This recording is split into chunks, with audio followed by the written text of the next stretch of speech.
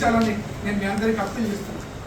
ఒక్క టికెట్ హైదరాబాద్లో 250 రూపాయలకు అమ్మితే అది వరంగల్ వచ్చేసరికి 350, ఆదిలాబాద్ పెద్దపల్లి పోతారికి 450, ఇంకో గడ్డి పోతారికి 500 అమ్ముతున్నటువంటి పరిస్థితి. ఒకవైపు ట్రైన్ ఫీజులు ఇస్తలేదు, ఒకవైపు కాంపిటీషన్, ఒకవైపు 41 ACRP పేరుతోటి పోలీసుడే కేసు కడుతుండు, వాడే ఛార్జ్ షీట్ వేస్తుండు, వాడే నోటీస్ ఇస్తుండు, వాడే లోకాదాలతో క్లోజ్ చేసేటువంటి పరిస్థితి. ఎవరన్నా మా ఇతర ఎంఎస్ఆర్ రెండు మేము పెట్టుకుంటామంటే నో అడ్వకేట్తో పనే లేదు, మాత్రం మేమే చేస్తామని అడ్వకేట్ యొక్క గౌరవాన్ని దెబ్బతీస్తున్న పోలీసులు కాబట్టి అడ్వకేట్లని అవమానపరిచేటటువంటి పరిస్థితి అలా పోలీసు యంత్రాంగం చేస్తాము. మరి ఇట్లాంటి పరిస్థితి నుంచి అడ్వకేట్లను కాపాడాల్సినటువంటి బార్ కౌన్సిల్ 41 ACRPCని అమెండ్ చేయడానికి తీసుకోవాల్సినటువంటి బార్ కౌన్సిల్ ఒక్క నామమాత్రం కూడా పట్టించుకునేటువంటి పరిస్థితి కనపడుతుంది. అందుకనే ఈ రాష్ట్రంలో అడ్వకేట్ల యొక్క గౌరవం పెరగాల్సినటువంటి అవసరం ఉంది.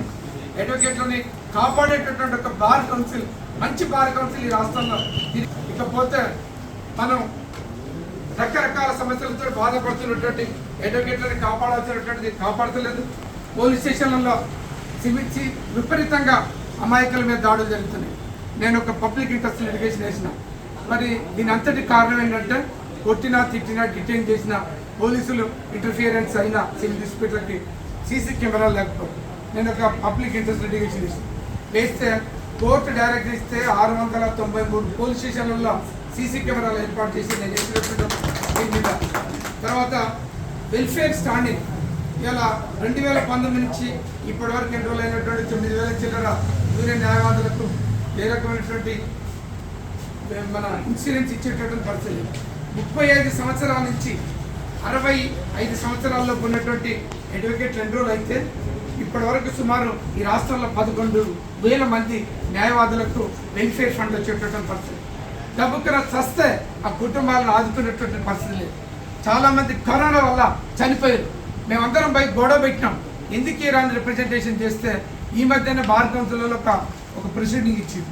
ఏమని 36 నుంచి 65 సంవత్సరాల మధ్య వయసు ఉన్నటువంటి వ్యక్తులందరూ కూడా 40 నుంచి 40, 45, 50, 55, 60, 70,000 రూపాయలు మీరు వెల్ఫేర్ ఫండ్ కావాలంటే 70,000 వరకు కట్టమని చెప్పేసి ఒక సర్క్యులర్ ఇచ్చింది. ఆ స్టాండింగ్ ఎట్లా అప్లికబుల్ అయితే అనేది మీరు అందరూ అర్థం చేసుకోవాలి. అదొక పనికిరానటువంటి ప్రొసీడింగ్, అది దేనికి కూడా పనికిరానటువంటి ప్రొసీడింగ్ అది. మరి స్టాండింగ్ ఉన్నటువంటి వ్యక్తులు ఎప్పుడో నమోదవుతారు కదా. 40 సంవత్సరాల వయసు ఉన్నటువంటి ఒక అడ్వకేట్, ఆయనకు 7 సంవత్సరాల స్టాండింగ్ కావాలంటే 7 సంవత్సరాల స్టాండింగ్ అంటే ఆల్రెడీ 35 years లోపే ఉంటాడు ఆయన.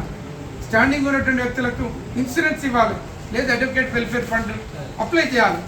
అది ఒక పనికిరానటువంటి ఒక జీవనం ఇచ్చింది.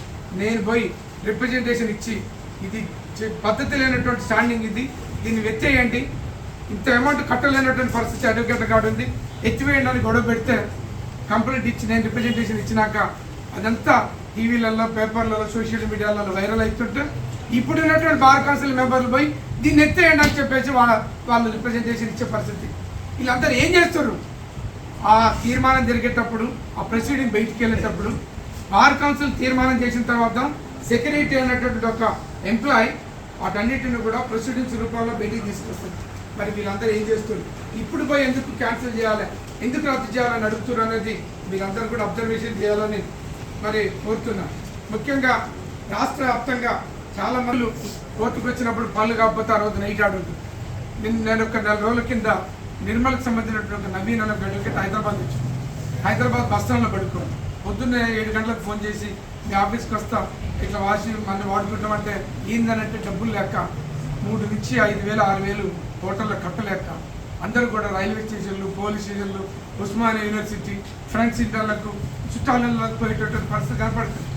అందుకనే ఈ రాష్ట్రంలో ఎక్కడ ఏ ప్రాంతం నుంచి హైదరాబాద్కు ఏ అడ్వకేట్ వచ్చినా వాళ్ళకు ఫ్రీ షెల్టర్ ఇచ్చేటందుకు కానీ హైదరాబాద్లో లేదు. ప్రభుత్వం ఇస్తుందా ఏదో తెలియదు, ప్రభుత్వంతో చెప్పగలుగుతామో లేదో తెలియదు, బార్ కౌన్సిల్ ఇస్తుందో ఏదో తెలియదు. కానీ మన పేరెంట్స్ పేరు మీద నడుస్తున్నటువంటి ఈ త్రిపుల్ ఆర్ ఫౌండేషన్ పేరుతోటి హైదరాబాద్ తెలంగాణ న్యాయవాదుల స్టేకేషన్ అనేటువంటిది ఒకటి పెట్టి ఎవరు వచ్చినా మేము కావాల్సినటువంటి ఒక షెల్టర్ ఇస్తామని, అది కూడా సంవత్సరాలు కాదు, నెలలు కాదు, విత్ ఇన్ 3-4 monthsలలో దీన్ని ఎస్టాబ్లిష్ చేసి మిమ్మల్ని అందరినీ పిలిచి ప్రారంభం చేస్తామని చెప్పేసి మరి జూనియర్ న్యాయవాదులకు ట్రైనింగ్ ఇవ్వాల్సినటువంటి బార్ కౌన్సిల్ తోటి ఉన్నటువంటి ఫౌండేషన్లో పేరుతోటి మేము నడుపుతామని, అది కూడా విత్ ఇన్ 3 monthsలో ఎలక్షన్ జరగకపోయినా వీటిని ఈ రెండింటిని నేను ఎస్టాబ్లిష్ చేస్తా, అందరిని పిలిచి ప్రారంభం చేస్తాను కూడా మేము అందరు నోటీసులు పెడుతున్నాం.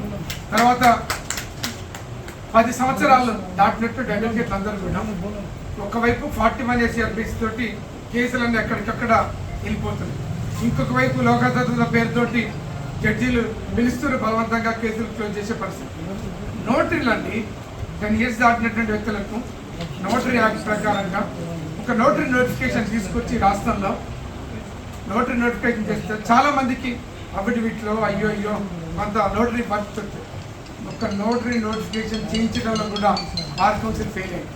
అందుకనే ఇమ్మీడియట్గా ఈ రాష్ట్రంలో నోటరీ నోటిఫికేషన్ చేయించి తెప్పించేటందుకు గాను నేను కూడా నేను కృషి చేస్తాను, మీ నోటీసులు పెడుతున్నాను. ఆ తర్వాత 10 years అడ్వకేట్లందరికీ కూడా వెల్ఫేర్ ఫండ్తో పాటు స్టైఫండ్ ఇవ్వాలి. ఇక్కడ పక్కనే ఉన్నటువంటి ఆంధ్రప్రదేశ్లో వైఎస్ఆర్ పేరుతోటి మరి జూనియర్ అడ్వకేట్లకు స్టైఫండ్ ఇస్తారు, ఢిల్లీలు ఇస్తారు, రాజస్థాన్లు ఇస్తారు, కేరళలు ఇస్తారు. ఈ అన్ని రాష్ట్రాలలో జూనియర్లకు వెల్ఫేర్ ఫండ్ స్టైఫండ్ ఇచ్చేటటువంటి పరిస్థితి. మరి ఇట్లాంటి బార్ కౌన్సిల్ బాధ్యత తీసుకొని జూనియర్లందరికీ కూడా వెల్ఫేర్ ఫండ్తో పాటు స్టైఫండ్ ఇచ్చేటటువంటి ఏర్పాటు చేయాలి. ఎక్కడికక్కడ న్యాయవాదుల్ని, ముఖ్యంగా జూనియర్ న్యాయవాదుల్ని కాపాడేటటువంటి ప్రయత్నం చేస్తున్నాం.